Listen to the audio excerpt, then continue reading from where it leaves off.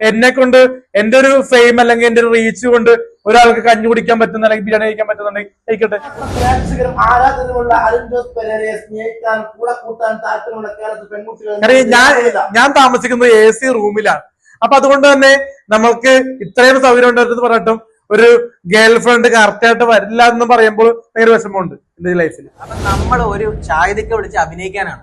അപ്പം ചിലപ്പം അവിടെ പ്രൊമോഷന്റെ ഭാഗമായിട്ട് റീൽ ചെയ്യും, ചിലപ്പോൾ അഭിനയത്തിന്റെ ഭാഗമായിട്ട് നമുക്ക് പല കാര്യങ്ങളും ചെയ്യുന്ന വരും. അങ്ങനെയുള്ളവർ പിന്നെ എന്തിനാണ് സെറ്റിലേക്ക് വരുന്നത്? ഇത് എനിക്ക് ചോദിക്കാനുള്ള എന്തിനാണ് ഇങ്ങനെ ഈഗോ വെച്ചിട്ട് കാരണം റിയനെ കല്യാണം കഴിക്കുന്നതുകൊണ്ട് എനിക്ക് അതൊരു ബുദ്ധിമുട്ടുമില്ല, പണ്ടുമില്ല ഇന്നുമില്ല. പക്ഷെ സംശയം ഉള്ളതുകൊണ്ട് മാത്രമാണ് ഇതൊരു കെട്ടാത്ത ചെയ്യാനുള്ള സിനിമയാണ് ഒരു OTT മൂവിക്ക് 4 ക്യാമറമാനൊക്കെ. അത് ഖത്തറിലും കൊച്ചിയിലും തിരുവനന്തപുരത്തും നടക്കുമ്പോൾ എല്ലാം ഒരു ഹൈടെക് ഇല്ലായിരുന്നു ചെയ്യുന്നത്. മണ്ണാർക്കാട് പോലത്തെ സ്ഥലത്ത് വെച്ച് ഷൂട്ടിംഗ് ഉണ്ടെന്ന് പറഞ്ഞു, മലപ്പുറത്ത് ഷൂട്ടിംഗ് ഉണ്ടെന്ന്, പെരിന്തൽമണ്ണ ലോഡ്ജിൽ വെച്ച് ഷൂട്ട് ഉണ്ടെന്ന് കേട്ടു. ഇങ്ങനൊക്കെ ചെയ്യാൻ മാത്രം 2 മണിക്കൂറിൽ അടുത്ത് പോകുന്ന സിനിമ കാരണം OTT മൂവിയാണ്. ഇതിൽ ശക്തമായ ക്യാരക്ടറാണ് പെരേര ചെയ്തിട്ടുണ്ടെന്ന് പറഞ്ഞു. ഇതുവരെ ചെയ്ത് വെച്ച് നോക്കുമ്പോൾ പലപ്പോഴും പല ഫ്രണ്ട്സുകൾ ഇപ്പോ നമ്മളെ കൂട്ടുവിടുമ്പോൾ കണക്കാണുമ്പോൾ നമ്മൾ ശക്തമായിട്ടുള്ള സംഭവം ചെയ്യുമ്പോൾ ആൾക്കാർ മറ്റേ നമ്മൾ കുറ്റം പറയും. അത് കറക്റ്റാണ്. പെരേര നല്ലൊരു ക്യാരക്ടറാണ് ചെയ്തിട്ടുള്ളത്. രേണുസുതി എന്ന് പറഞ്ഞ അയാൾ ആ വ്യക്തിയുടെ ക്യാരക്ടർ എന്താണ്? സോഷ്യൽ മീഡിയ തുറന്നു കഴിഞ്ഞാൽ അവരെ ഫോട്ടോ ആണ് ഇടുന്നത്. ലൊക്കേഷനില് എന്നോട് ബഹുമാനത്തോടെയും മാന്യമായിട്ടാണ് പെരുമാറുക. കാരണം ക്യാമറയ്ക്ക് മുന്നിൽ അഭിനയിക്കുക അല്ലെങ്കിൽ റീൽസിൽ വന്ന് പെർഫോമൻസ് ചെയ്യുക, അതിനുശേഷം അദ്ദേഹത്തിന്റെ ഫ്രണ്ടുമായിട്ട് ഒരു സൗഹൃദം ഇരിക്കുക, അല്ലാണ്ട് നമ്മളെ കിട്ടാനും കയറിയിട്ടില്ല. കാരണം നമ്മള് ഓരോ സെറ്റുകളിൽ പോകുമ്പോൾ ഇപ്പോ തിരുമാലി എന്ന് പറഞ്ഞ സെറ്റിൽ പോകുമ്പോൾ ഒരുപാട് പേര് എന്നോട് മിണ്ടാൻ വന്നു, പിന്നെ ഞാനും മിണ്ടാൻ പോയി. അത് ഒരുപാട് പേര് ഉണ്ടാവുകൊണ്ടാണ്. നമ്മളിപ്പോ വേണു ചേച്ചി സ്വന്തം കാര്യം നോക്കി മാറി നിന്നപ്പോ നമ്മള് സ്വന്തം കാര്യം നോക്കി മാറിയിരുന്നു. എടുത്തിട്ട് പൊന്തിച്ച് റീൽ കണ്ടു ഞാൻ. ഭയങ്കര വിവാദങ്ങളായി സോഷ്യൽ മീഡിയ കയറുന്നു. അതിനെ കുറിച്ച് താങ്കൾ കല്യാണം കഴിക്കാൻ പോകുന്ന ഭാര്യയായിട്ട് നിൽക്കുന്ന ഒരു കുട്ടി, താങ്കൾ കല്യാണം കഴിക്കുന്ന കുട്ടിയാണെന്നൊക്കെ കേട്ടത്. ആ കുട്ടി കല്യാണത്തിൽ മാറി എന്ന് പറയുന്നുണ്ട്. പിന്നീട് ആ കുട്ടി സോഷ്യൽ മീഡിയയിൽ വീഡിയോ ഇടുന്നു എന്ന് കേട്ടു. സത്യമാണത്? റിയ പണ്ടും കല്യാണം കഴിക്കാന്നൊക്കെ പറഞ്ഞിട്ട് പിന്നീട് വന്നില്ല. കാരണം കല്യാണത്തിലേക്ക് പോകുമ്പോൾ ഒരുപാട് കാര്യം ചിന്തിക്കാറുണ്ട്. കാരണം എനിക്കിപ്പോ സ്വന്തം പേരിൽ വീടൊന്നും ഇല്ല. അപ്പൊ അതുകൊണ്ട് തന്നെ സ്വന്തമായിട്ടൊരു വീട് വാടകയ്ക്ക് എടുക്കണം. അതിപ്പോ റിയ ആണെങ്കിലും അതൊരു പെൺകുട്ടിയാണെങ്കിലും എന്റെ ജീവിതത്തിലേക്ക് ഇപ്പൊ നിലവിലൊരു വീടുണ്ടല്ലോ, അവിടെ താമസിച്ചു 2 പേർക്കും കൂടി. അത് സാധിക്കത്തില്ല. എന്റെ വീട്ടിൽ അമ്മ കേട്ടില്ല.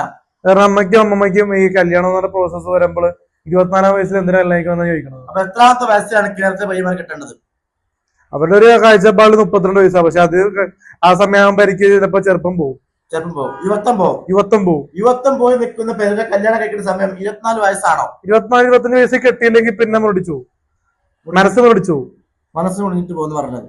എന്റെയൊക്കെ മനസ്സ് എപ്പോഴും മുരടിക്കണ്ടാണല്ലോ. കാരണം എന്നെ പോലത്തൊരു സാധാരണ വിവാഹിനെ അല്ലെങ്കിൽ എന്റെ മൈൻഡിൽ ഇപ്പൊ സെറ്ററിൽ എനിക്ക് ഡെയിലി ഒരു പെൺകുട്ടി വിളിച്ചില്ലെങ്കിൽ എനിക്ക് ഭയങ്കരമായിട്ട് ഡിപ്രഷനാവും.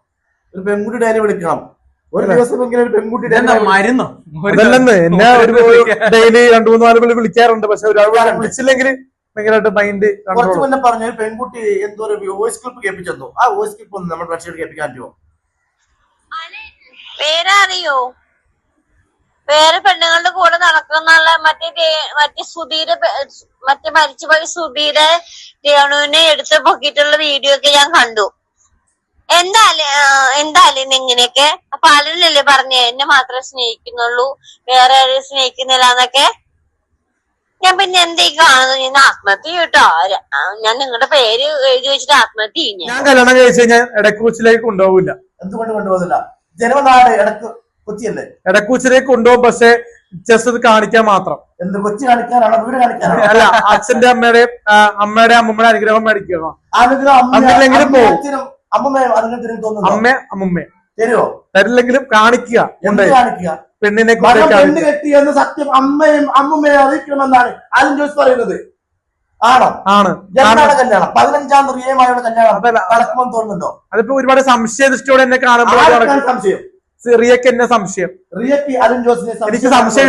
ഒരു സംഭവം ഉണ്ടേ, പെരേര ഈയിടെ ലിപ് ലോക്ക് ലിപ് ലോക്ക് അല്ല മറ്റെന്തായിരുന്നു എടുത്തു കിടക്കുന്ന റീല് വന്നല്ലോ. ലിപ് ലോക്കിന്റെ കേസ് വേറെ ഇവിടെ ചെയ്ത വീഡിയോ എല്ലാരും വിവാദമായിരുന്നു. അതല്ലാതെ അതിന് പിന്നെ റീൽ ചെയ്ത് വിവാദമല്ല. അപ്പൊ പെരേര തിരിച്ച് ഒരു ചോദ്യം ചോദിച്ചു, നീ വേറെ രീതിയിലൊക്കെ ഫോട്ടോഷൂട്ട് ചെയ്യുന്നുണ്ടല്ലോ, അതൊന്നും ഞാൻ ഇടപെടാൻ വരുന്നില്ലോ എന്നൊക്കെ ചോദിച്ചു. ഏതാ പെരേര പറഞ്ഞു, ഞാൻ കല്യാണം കഴിക്കാം, പക്ഷെ എന്റെ ഷോർട്ട് ഫിലിം എന്റെ റീല് കാര്യങ്ങളിലൊന്നും തന്നാൽ കല്യാണം കഴിച്ചാൽ പെരേര റിയയുടെ അഭിനയം നിർത്തുമോ? ഒരു കലാകാരിയുടെ അല്ല അപ്പൊ ഞാൻ ഒറ്റൊരു ചോദ്യം ചോദിച്ചോട്ടെ, കല്യാണം കഴിഞ്ഞെന്ന് വെച്ചോ, നിങ്ങൾ തമ്മിൽ നല്ല ജോഡിയൊക്കെയാണ്, കല്യാണം കഴിഞ്ഞു, നിനക്കൊരു ലിപ് ലോക്ക് സീൻ വരുവാണ്, അല്ല ഞാൻ ചെയ്യുന്ന അതാ പറഞ്ഞത് എന്റെ ലൈഫില് ഞാൻ cinema, serial, web series, add shoot, അങ്ങനെ പല രീതിയിലും ഒരു മാജിക്കൽ വേൾഡ് ആണ്, ഗ്ലാമർ ലോകം. അപ്പൊ അതില് ഇന്റിമസിയും ഹോട്ടും എല്ലാം ഉണ്ടാവും. നമ്മള് സീക്വൻസ് ഒക്കെ ചെയ്യും. അപ്പൊ അത് മനസ്സിലാക്കുന്ന പെൺകുട്ടി മാത്രം മതി. അല്ലല്ല, അപ്പൊ നിങ്ങള് ജൂൺ 15-നുള്ളിൽ കല്യാണം കഴിക്കാൻ പോകുന്ന പറഞ്ഞു? അത് അവള് മറ്റേ ഇങ്ങനെ നമ്മള് സംശയമായിട്ട് കാണുമ്പോ പിന്നെ അങ്ങനെ കിട്ടണം.